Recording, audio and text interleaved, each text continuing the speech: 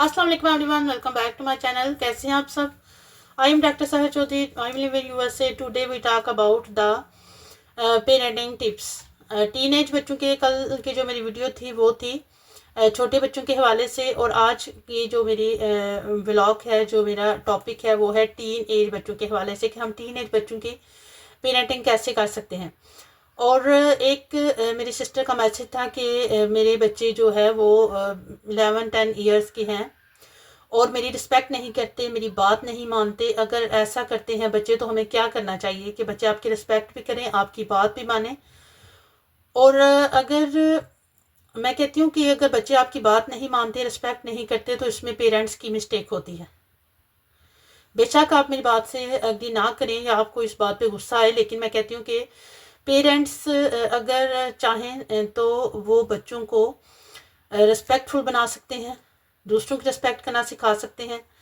अगर हम चाहें तो जिस लिहाज से, जब बच्चे, पता है आपको, छोटे होते हैं बिल्कुल, जब बच्चों को हम स्पेसिफाई देते हैं तो चूसनी, जिसको हम कहते हैं अपनी लैंग्वेज में, अगर आपको समझ आए, तो हम जब बच्चों को चूसनी देते हैं तो कुछ दिन वो निपल लेते हैं चूस। अगर हम, जब हमने छिड़वानी होती है 2 साल के बाद, तो हम उनसे निकाल लेते हैं। बच्चे रोते हैं, थोड़ी देर के लिए रोते हैं, हम निकाल के रख देते हैं, लादा नहीं उनको देते, उनकी आदत छूट जाती है।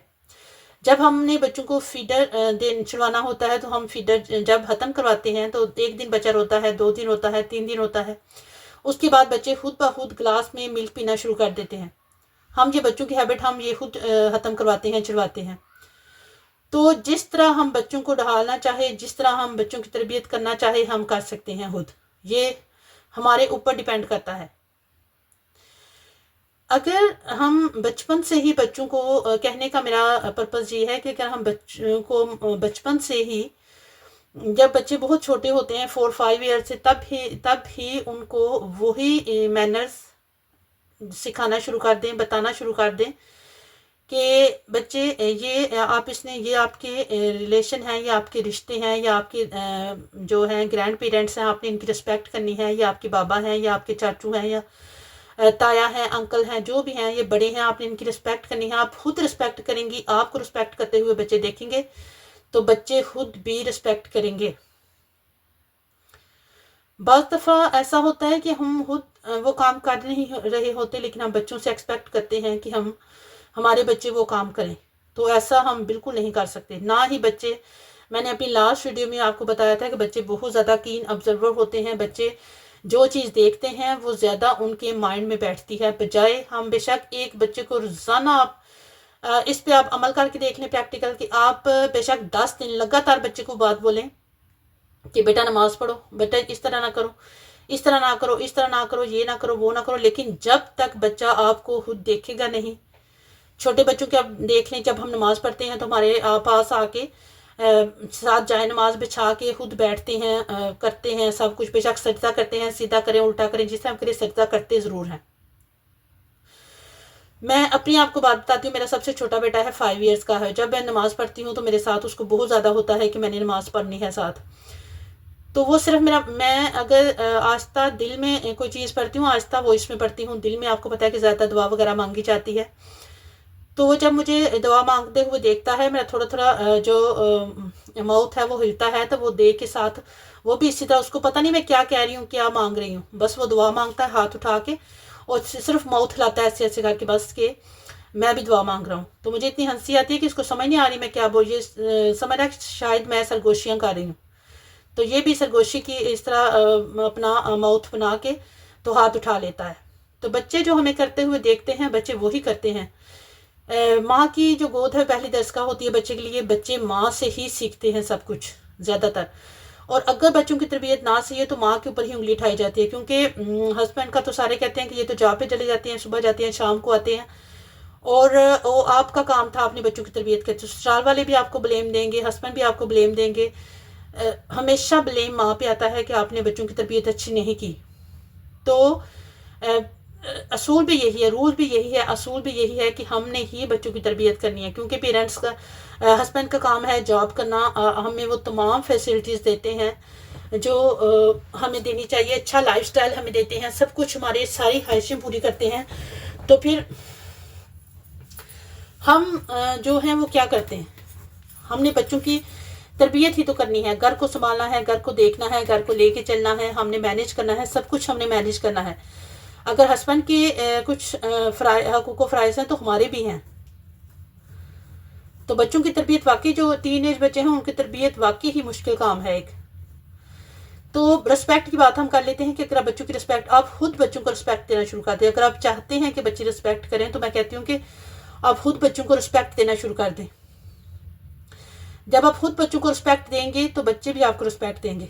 बच्चों को वैल्यू दें, अहमियत दें, रिस्पेक्ट दें, हर बात उनकी बात में उनको इन्वॉल्व किया करें, उनसे पूछा करें। उनकी पसंद का खाना बनाया, पूछा करें कि आपने क्या पसंद है, आज बेटा क्या बनाएं, जो वो बोले। आप ये नहीं कि रोज़ एक, अगर आपके 2-3 बच्चे हैं तो सबसे पूछा करें, बारी बारी, वन बाय वन।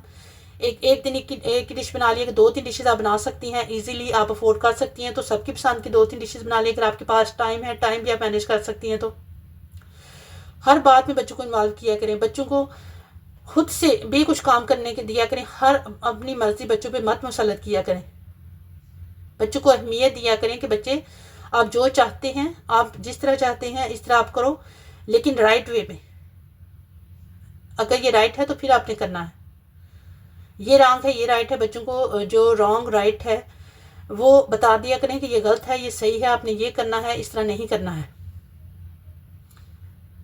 तो अगर आप बच्चों को रिस्पेक्ट देंगे तो बच्चे भी आपको रिस्पेक्ट देंगे।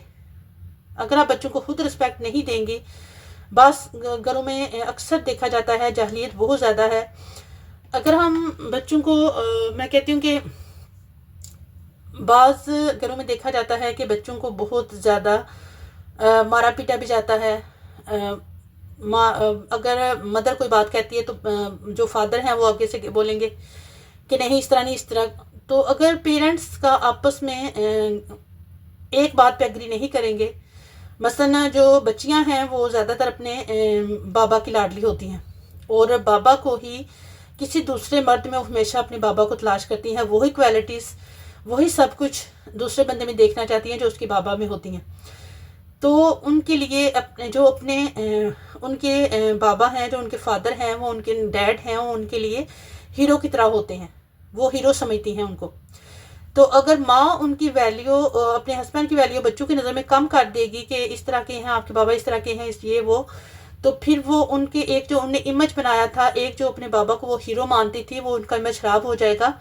और बच्चों की ये परवरिश में मैं कहती हूँ कि बहुत ज़्यादा बैड इफेक्ट, बहुत ज़्यादा इसका बैड इम्पैक्ट होता है कि बच्चों की नज़र में अपने बाबा हीरो की तरह होते हैं बच्चों की नज़र में। तो अगर वो उनका इमेज खराब हो गया तो हर मर्द को इसी नज़र से भी देखेंगी, तो कभी भी वो किसी मर्द पे एतबार नहीं कर पाएंगी, और वो वैल्यू, वो अहमियत नहीं दे पाएंगी जिनके वो हकदार हैं।